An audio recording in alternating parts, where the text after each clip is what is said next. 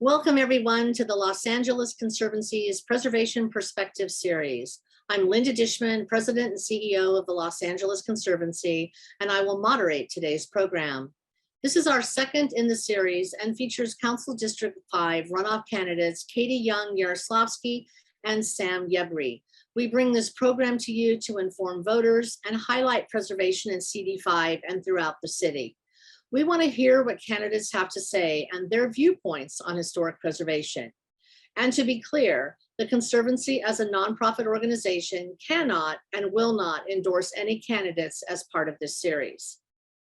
For those that may not be familiar with the Conservancy, our work is fundamentally about people and places, and the idea that places help tell our stories in hundreds of diverse communities all over Los Angeles. We do this work through both education and advocacy and approach it through the lens of managing change as LA continually grows and develops. For our members joining us today, thank you for your support. And for everyone else, thank you too. And please consider joining as a partner to strengthen our voice in this meaningful work. Today, we are focused on Council District 5 and its many historic places and communities contained within. From Bel Air to Greater Wilshire to Westwood. CD5 is rich in historic places and neighborhoods, and like all of Los Angeles, faces unique challenges through the planning and development process. We have over 700 Conservancy household members active throughout CD5, and many more are doing great work through various community organizations, some joining us today. So let's get started, and here's the plan for the next hour. First, let's welcome Katy and Sam, and please join us by turning your cameras on. Great. Today's program is not a debate, but a forum with a series of questions developed by us and by community members. Through both long form and what we're calling rapid fire questions, each candidate will be given brief but equal time to respond. To the candidates, we strongly encourage you to watch the timer on the screen, as otherwise we will have to cut you off, and neither one of us will like that.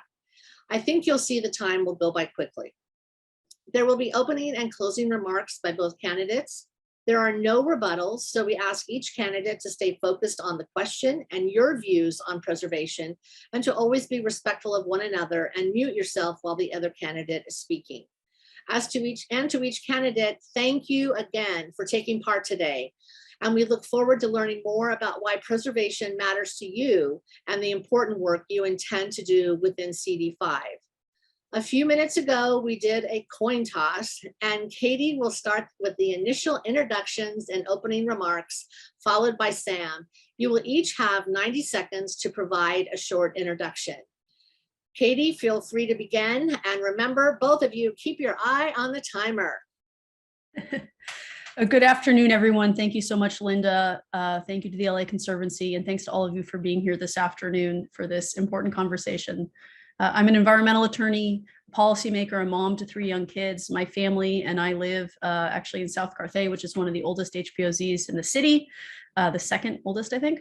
And I'm running for office because I'm frustrated at the state of our city. I want LA to be a place where everyone can thrive, and it's not right now. And the way we bridge that gap is by electing ethical, effective, and proven leaders into these seats of local government. I spent a decade in the private sector. I was a land use attorney, and then I was the general counsel of a climate change nonprofit in downtown.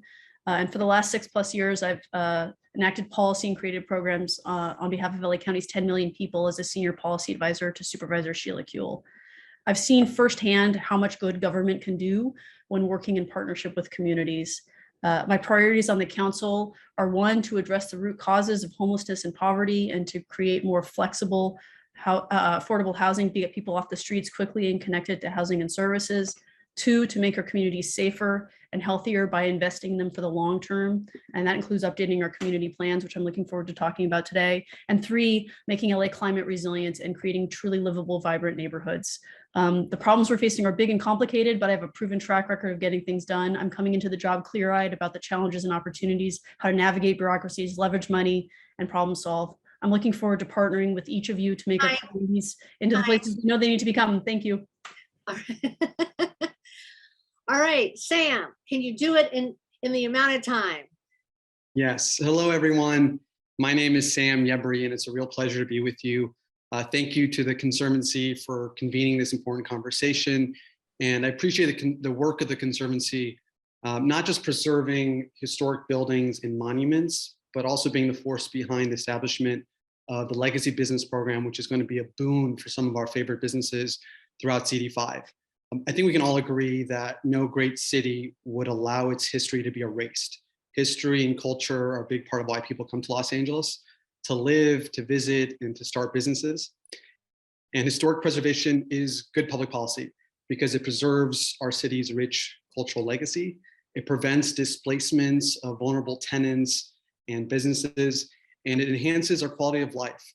And I've lived in CD5 virtually my entire life since arriving here as a one-year-old immigrant, and I cherish that Los Angeles is so rich in history, from the Fox and Bruin theaters where I grew up as a kid. I spent a lot of time, from Apple Pan to Cantor's to the eight or nine HPOZs in CD5. As a council member, I'm going to make sure that we address our big challenges like homelessness and housing and revitalize neighborhoods, but do so in a way that creates preservation solutions, because they can coexist side by side. We can build more housing and preserve our history at the same time. And that's exactly what I'm going to do as your next councilman. Great, thank you very much. So we will go to our first long form question. And Katy will answer the first three questions first, and then we will switch and Sam will answer the second three questions first. In Los Angeles, there is much debate about those perceived to be in support or against new development, especially around housing, and often referred to being either a YIMBY, yes in my backyard, or a NIMBY, not in my backyard. This often pits people against one another.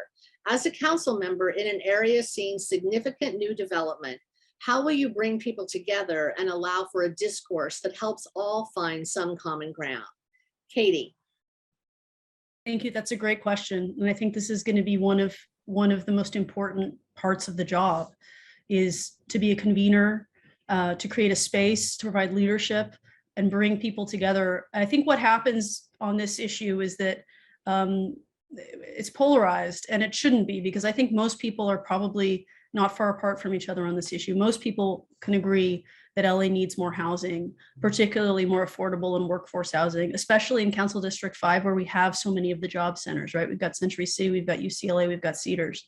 And most of the people who work there can't afford to live anywhere near there. And so most people in CD5, I think, agree that we need to figure out where to put that housing. And I think we're sort of coming to a place where we're starting to agree on where that should be. And you know, we have Metro coming through for the first time. And so as we update our community plans, which is absolutely something I've been talking about since before I decided to start running, for years, people have been talking about updating the community plans on the West Side. I'm committed to doing that in a really iterative, inclusive way where all communities and stakeholders of Council District 5 can come together and decide together where we're going to put it. I think putting it near those metro stations, near those job centers, is a great place to do it. And look, we're going to start to see some increased density in single family neighborhoods because of SB 9 and 10, which I'm sure we're going to talk about later. So, you know, I think thoughtful planning is the beginning and the middle and the end of how we have these conversations. I'm looking forward to it. Thank you. Okay, Sam. So first of all, I try to reject labels, right? YIMBYs versus NIMBYs. It's easy to characterize someone that you disagree with in these ad hominem attacks or these labels, but I bring to this job a lot of experience that's really relevant. So I've been building housing for adults with special needs with a nonprofit right on Pico near Doheny, 64 units for adults with developmental disabilities to live and to work. I've been fighting for tenants as a board member of Bedside Legal Services. And in addition to being a litigator fighting for workers, I'm also a mediator. So what mediators do is you find areas of common ground in agreement. And on the housing piece, we all know that we need more affordable housing and more workforce housing. We need to build it faster and cheaper. We have to help keep tenants in their homes, because we know that losing a rent-controlled unit through eviction or otherwise is a loss of affordable unit. We know that losing a historical property, a garden apartment, that's losing affordable housing, right, when it gets demolished. So we need to find areas of common ground. And one thing the city council does not do well is listen and be proactive. And that's what I'm going to do, is listen to the community, find out where we can build more housing and do it faster, and where there are historical issues and what we can do more creatively, like adaptive reuse. Obviously, community plan updates are a big part of it. I'm going to build in preservation as a big priority, as a big sort of North Star as well. And as a council member, I'm going to be involved very early, very often in design aspects and the permitting process and moving housing forward. Because the one thing the city council control is the pace and how slow it is to build housing in Los Angeles, which has to change. All right. Our next question. CD5 is fortunate to represent Westwood Village, a significant and rare planned commercial district created in 1929. In the face of development pressures and a desire by some to add greater density, how will you ensure this special place and its historic buildings remain while also helping it to be a vibrant place to shop, eat, and see a movie? Will you support efforts to designate village buildings as historic cultural monuments? And what tangible protections would you want in the upcoming Westwood Community Plan? So I love Westwood Village. I grew up going there with my grandparents and my mom. My mom grew up in Westwood, and so she remembers it as a young girl. And it's changed a lot from what she remembers. She still lives in Westwood.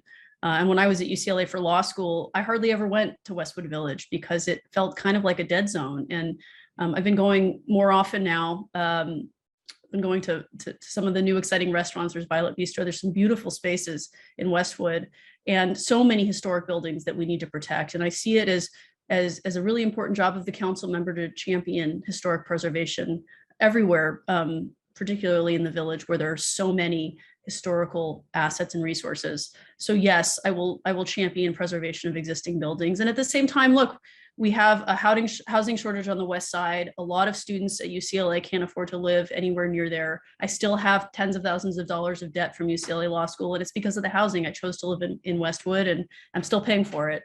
So I think, everything is a balance in this space.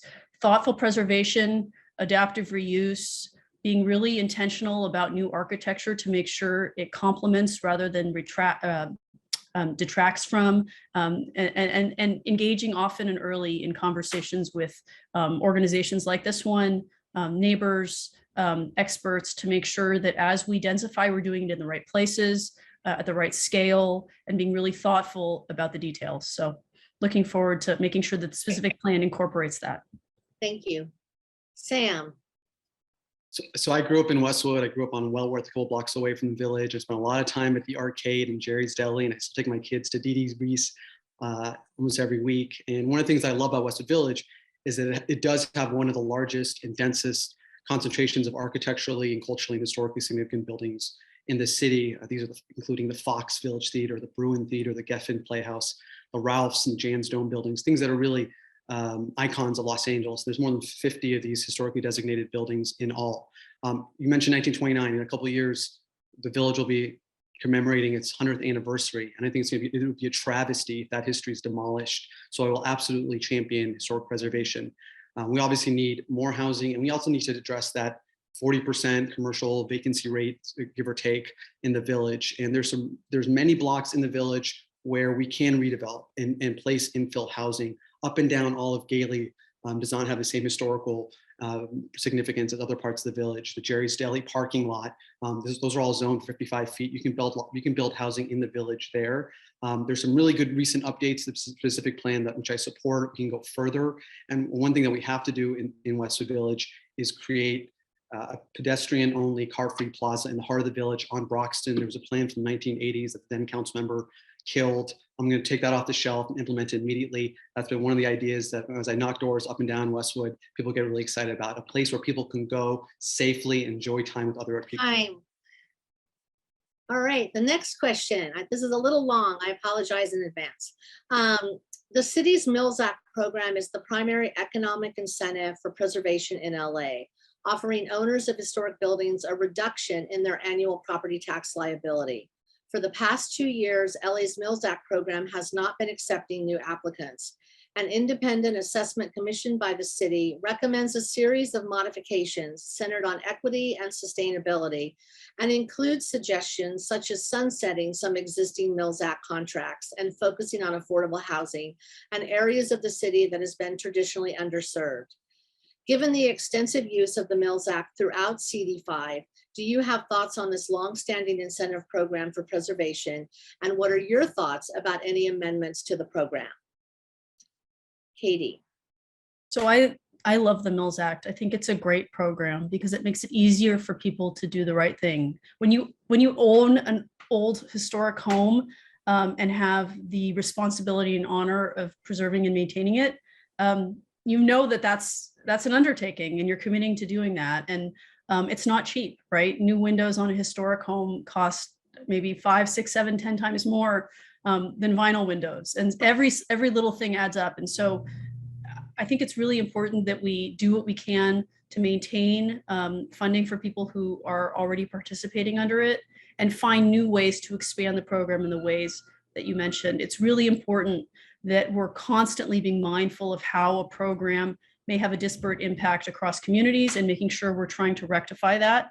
But the answer isn't necessarily to have it be a zero-sum game. I think we should work really hard with state partners, maybe federal partners, to try and expand the program in the ways that you talk about, so that all communities can benefit from the Mills Act, because it really gives people breathing room to undertake important work. And as someone who owns a 1930s duplex, I know how expensive it is to maintain it.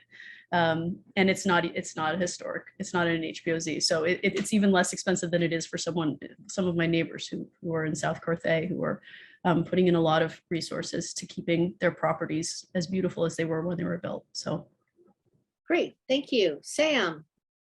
We talk a lot about adaptive reuse. That phrase is thrown out a lot, but if it doesn't pencil for the person who owns a property to adaptively reuse and modernize and save that history, then what's going to happen is those garden apartments and bungalow courts are going to get demolished by developers who are going to build with the density bonuses, TOC 1818, and we're going to lose the history, we're going to lose naturally occurring affordable units. So between the Mills Act, between adaptive reuse ordinance and some state and federal benefits, that's how these projects make sense for the people who own these properties, right? So I strongly support the funding from the Mills Act. I would not want to see that continue to decrease. And there's other aspects too that people don't talk about adaptive reuse and about the use of the Mills Act. There's environmental benefits, as opposed to just tearing down a building. When you can adaptively reuse it and update it, it's far better for our climate and for our environment. You're saving affordable housing, as opposed to bringing on new units that you usually often see a net decrease in RSO units. Communities are racially diverse because of the historical preservation. There's an important aspect there. And there's incalculable community benefits. The history of a community has value, and that's all worth investing in. And I would make sure that the money, whatever we can do at the state and the local level to supplant these other tax credits, it's going to be incredibly important to make sure that people can afford to do this adaptive reuse. Great, thank you. So Sam, you're going to go next, and you'll be first. And the question is, CD5 has seen its fair share of older and historic residences demolished or significantly altered in efforts to evade complying with preservation guidance and protections offered through the Cultural Heritage Ordinance. Small fines and a slap on the wrist are often the extent of repercussions through the city's Building and Safety Division. Some residences lost have included those designed by famed architect Paul Revere Williams. How will you commit to providing protections, including anything specific to Paul Williams properties, and strengthening the city's current inadequate anti-demolition tools and deterrence? It's a great question, right? Because the Historical Preservation Ordinance, the Cultural Heritage Ordinance is really toothless, because people can go in and demolish a building, and at best there would be a fine, right? And we've seen that happen. You've identified some situations that just happened recently in Palms as well. We heard a story about that. And the other aspect too is that owners are not required to maintain a property, to protect it, to cherish it. And this demolition by neglect is happening throughout the city. We're seeing it at the Fairfax Theater, right? It's no doubt a historical monument. It's the anchor of the Jewish community in the area, and I grew up going to movies there. And we're seeing it just decline. There have been numerous encampment fires there. And I think the owner there is just waiting for that place to burn down so it can build something by right and much taller and get rid of the history. So what can we do? We need stronger enforcement tools.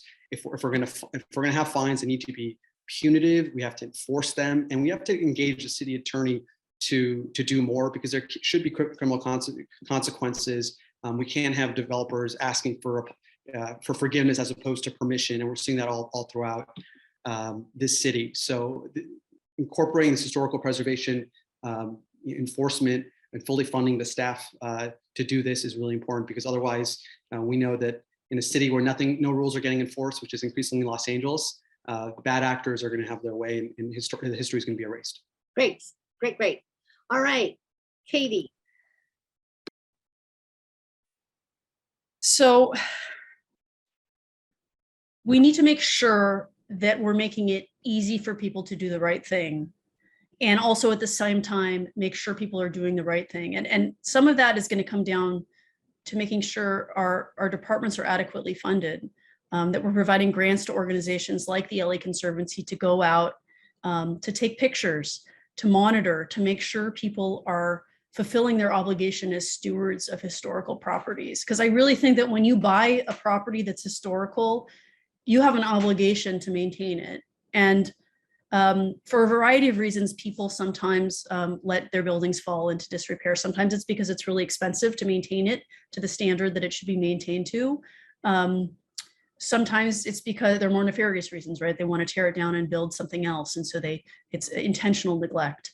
I think we should make sure that the latter's not happening, and make sure we're supporting people who do want to do the right thing, which is part of why this question dovetails nicely with the last one about the Mills Act, and making sure we're providing people with resources so that they can continue to do the right thing. So I'm going to champion continued use of the Mills Act, funding of the Mills Act program, expansion of it, making sure that organizations like the LA Conservancy have the resources to go out and monitor. And then we need, as you talked about in the question, we need to make sure that when we do penalize, we're doing it in a way where people understand that they can't do it. The impact is too big.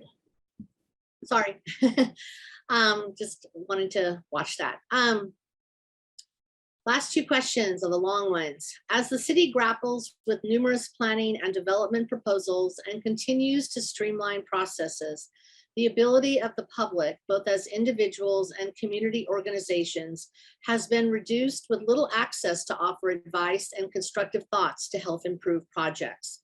With access often limited to 60 seconds, less than you're getting here today, to speak at the City Planning Commission, the Planning and Land Use Management Committee, PLUM, and City Council, how do you suggest meaningful public participation take place?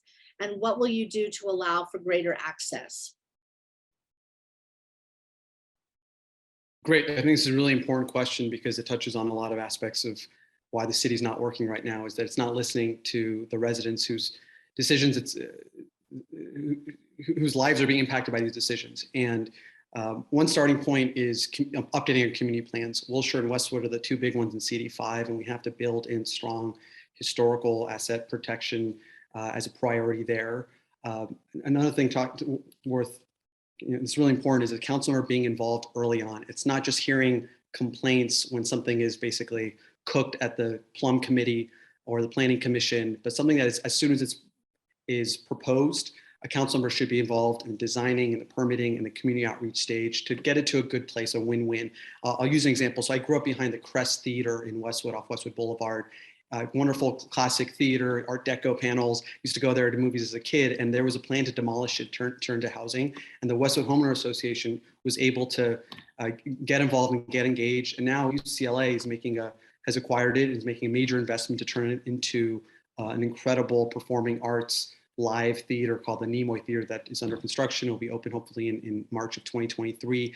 Those are the kinds of win-wins. You're preserving history, you're creating a value for the community, and that's exactly the type of role that a council office should play, is to find the best solution for that historical property. And that's exactly the type of leadership I'm going to bring. Great. Katy. So by the time a project gets to, say, the Area Planning Commission, or certainly Plum, or absolutely the council floor, there needs to have been an extensive, meaningful process that involves the entire community and all stakeholders. That engagement needs to be early, it needs to be often, it has to be iterative. And I believe that it's the council members' job and the staff of the council members' job to spearhead that process. to create space for those conversations, to lead those conversations. As a former land use attorney, a policymaker at the County of LA for the last 6 years, I've led really complicated, often contentious stakeholder processes. They start out contentious, and then by the time we get to a resolution, everyone is reasonably happy. And I think that when no one is exactly happy, but everyone gets enough of what they want, that's when you know you've found the right solution. I've been doing this work for 20 years, and I see my job and the job of my staff to really facilitate those conversations and make sure, whether it's the community plan update process or site-specific projects, our neighborhoods belong to all of us. They don't belong to developers. They don't belong to any one special interest. And so I'm committed to making sure that as we move forward in transforming LA and the Fifth, we're doing it in a way that everyone's a part of that conversation. Great, thank you. All right, last long question, and it is long. The city Survey LA program has identified eligible but not yet designated historic resources throughout the city, including individual buildings and entire neighborhoods and areas that could become historic preservation overlay zones, or HPOZs.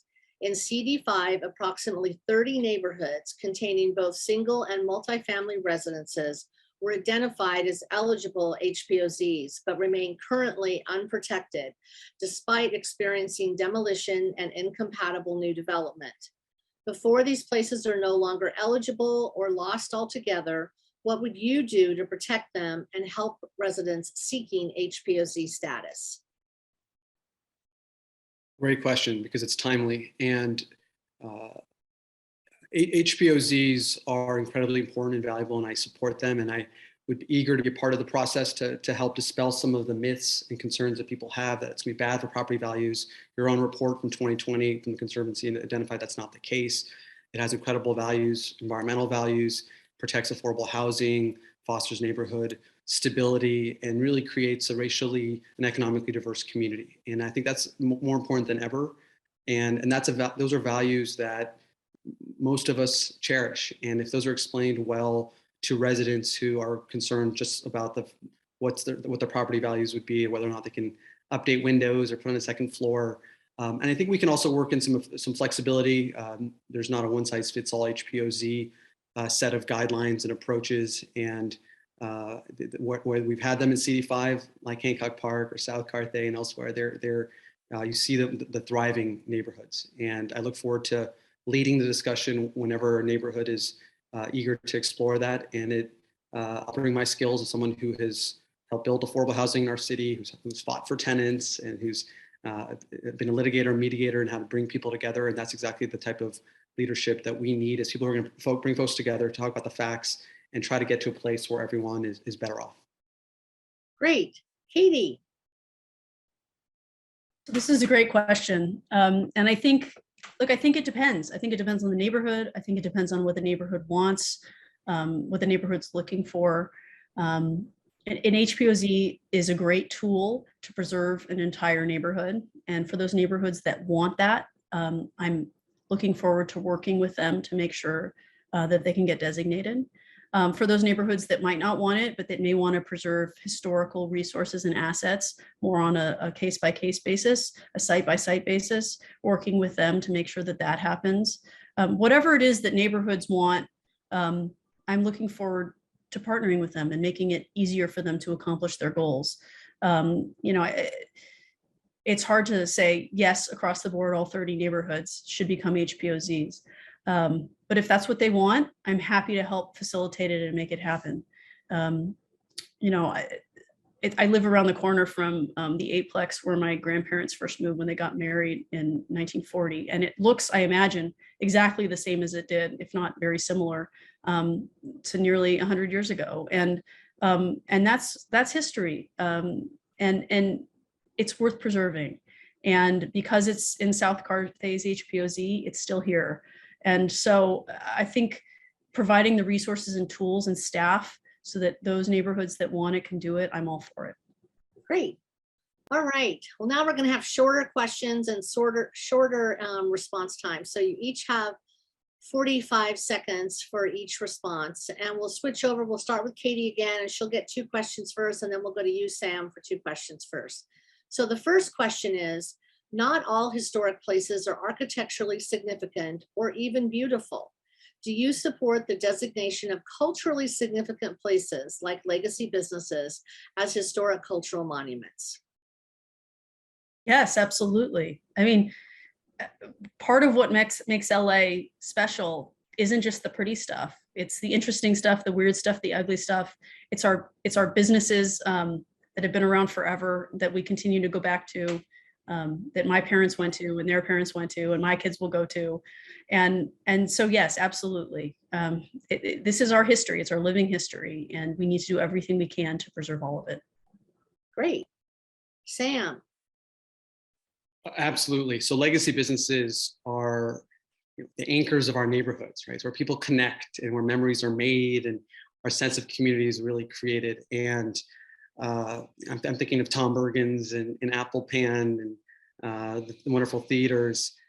We can't have those get demolished. And I'm really proud of the legacy business program that you helped create and ushered in. And that first $5 million investment from the city is a really worthwhile one. And we have to make sure that continues and actually gets to the businesses who need it. And it's imperative for the future of our neighborhoods too, because it'll bring so much life. At a time we're coming out of COVID, I think we need those places more than ever. All right, great, thank you. So Sam, you will answer the next 2 questions first. Given that much of LA's existing affordable housing stock is contained within older and historic buildings, is protecting rent stabilized housing a priority? If so, how would you do that? It's a massive priority because preservation is affordable housing, right? Every unit that disappears, it's affordable, whether it's through eviction or demolition. We know how much it costs to build a new affordable housing in the city, hundreds of thousands of dollars. So those garden apartments, those bungalow courts, we have to save them. And if they are being demolished, whether legally or unlawfully, we need to make sure there's a net increase in rent controlled RSO units, and that's not happening. I spoke to some residents right next to Tom Bergen's.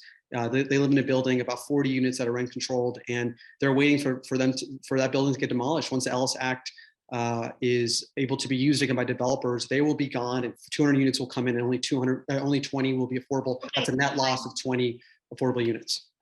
All right, Katy. Yes, absolutely. Older units are naturally more affordable. They also often, if not always, but often have rent stabilization ordinance protections. And I'm a strong supporter of rent stabilization, rent control, and preserving those units as much as possible. And when they have to be destroyed for whatever reason, not that they ever have to be destroyed, making sure that those tenants have a right of return, that they're provided for while construction is happening. But we can't solve our housing crisis if we continue to allow RSO units to be destroyed. I live in one. I live in a 1930s duplex, and we live there because of those protections. Great. All right. So, Sam, will you support historic cultural monument nominations in CD5 that receive favorable recommendations from the Cultural Heritage Commission?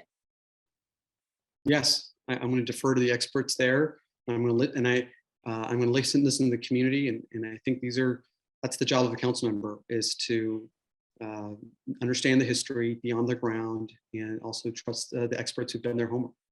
Okay, great. Katy. Yes. Stop. Okay. So we'll do another coin toss. Katy got to call it the first time, so we will shift to Sam. So call the coin for our very last question. Tails. And it is tails, so you will answer the last question first. It's a really hard question. That's why we did the coin toss, just to, relax you a little bit. What is your favorite historic place in LA? How much time do I have? Oh, there's so many. I grew up in Westwood, so I'm a Westwood kid, and Fox Village Theater, the Bruin Theater are 2 of my favorites. They're really close to my heart. I'm also kind of a science space nerd, so any Googie architecture So the Norms and the old ships on La Cienega and in Westwood Village are close to my heart as well. So, but anything in Westwood, the Geffen, those buildings I grew up walking as a little kid with my parents. So it has to be the Fox Village and the Bruin Theater. Okay, great. And Katy. So all of LA, huh? In the district, I would say the May Company building, the new Academy Museum. I think it's a really cool adaptive reuse project. And I love the juxtaposition of the new architecture and the old. I think it's really wild. And it's exciting to see it activated again after sort of being underutilized for so long. My husband and I got married at Union Station in the old ticketing room. And so sentimentally, I would say Union Station, we're a family of transportation nerds. We love trains. And so every time we go through Union Station to take the train somewhere, I take the kids to see the room where we got married. So it's probably a tie. Great. Well, we did it. Thank you so much, Katy and Sam. We really appreciate you coming today and talking about preservation. We appreciate your thoughtful approach in your answers. So thank you very much. We learned a lot in this last hour. I, for one, certainly did. So our next preservation. Excuse me, Linda. Sorry. We have closing comments. Oh gosh, thanks, Adrian. It should be Sam first for closing comments. Thank you, Adrian. How much time? You have 2 minutes. Oh, wonderful. Okay, great. So thanks again for this opportunity. I'm really enjoying the conversation. And this is an issue that is so important to so many, but doesn't come up as often on the campaign trail because we're so focused on our city's big issues and like homelessness and public safety and housing. I love Los Angeles. It's a city of incredible history and endless possibilities. Los Angeles enabled my immigrant family to live the American dream when we arrived here 40 years ago. But our city's at a crossroads. It's really become a difficult place to live. And since Katy and I began our campaign 2 years ago, violent crime has skyrocketed, over 20 homicides in CD5 in the last 2 years. Homelessness in Los Angeles has gone up 26% in those 2 years, despite a whopping $4 billion spent by the city and the county. Inflation, rent, skyrocketing, crushing families. And Los Angeles is either going to continue this decline or together we're going to chart a new course, but to do so we need new leaders. I'm not a career politician. I'm not from a political dynasty. I'm an experienced nonprofit leader, an attorney, former city commissioner, and a father of 4 young kids, raising them a couple blocks from where I was raised in Westwood. And I want my family and every family to live in Los Angeles that's as vibrant and affordable and safe and hopeful as Los Angeles that welcomed my family 40 years ago. And I'm proud that our campaign has built a really broad coalition of support progressives and moderates, people like Henry Waxman, Holly Mitchell, Mayor Viragosa, Ron Galperin have endorsed us, business groups and labor unions, community nonprofit leaders as well, and our first responders, the people we rely on to keep our families safe, the police, officers, firefighters, paramedics of Los Angeles have endorsed me. I believe that government in the right hands can actually solve problems, can be a massive force for good. But I also know that government can't do this alone. And that's why I know that working with the Conservancy and groups like Save Beverly Fairfax and Art Deco Society and Hollywood Heritage and others will be imperative. And I look forward to doing that. That's what I've done for 20 years in the community as a nonprofit leader and as a lawyer. And exactly that's what I'm going to do is bring people together as your next council member. Please go to samforla.com to learn more. Thank you. All right, time. Katy. Thanks so much for bringing us together today, Linda, and the LA Conservancy to talk historic preservation. This was a lot of fun. And I'm really looking forward to working with you and everyone on this call to make our communities shine again. I'm proud of my track record of getting big things done in the public and private sectors. I understand that so many of the challenges we're facing are regional and intersectional. And I think that's really important coming into this job at this moment. Homelessness, public health, our economy, public safety, these are all complicated challenges that are going to require nuanced solutions, and having people who know how to work across agencies, across levels of government, who know where the money is and how to effectively leverage it on day one. I'm ready to hit the ground running. I know how to do this work because I've already been doing it. I'm good at it. I'm ready to step in and lead in partnership with you, not just on behalf of Council District 5, but on behalf of all of Los Angeles. On the council, I'm uniquely qualified to address many of the issues we talked about today. As a former land use attorney, I'm going to prioritize updating our community plans and ensuring that there's meaningful and early community engagement. I've led successful iterative stakeholder processes for nearly 2 decades. I know how to do this. I'm looking forward to doing it with all of you. I'm really honored to have a broad coalition of support, everyone from LA Times to the Planned Parenthood, Sierra Club, and hundreds of community leaders. I'm grateful for this opportunity today. Be honored to have your support. If you live in the district, I'd be honored and grateful to have your vote. Check out the campaign website at katyforla.com to learn more. If you're interested in getting involved, we'd love to have you. Thanks so much. Great, thank you. I'm glad that I was reminded to do this because you both had strong statements, so thank you. We will be doing another Preservation Perspectives in 2 weeks on September 14th at noon, and we will feature City Council candidates for Council District 15. Please feel free to join us again and let your friends in CD 15 know so they can tune in as well. And so we'll say thank you. Thank you all for being here today, and we look forward to seeing you again in 2 weeks, and have a great day. Thank you.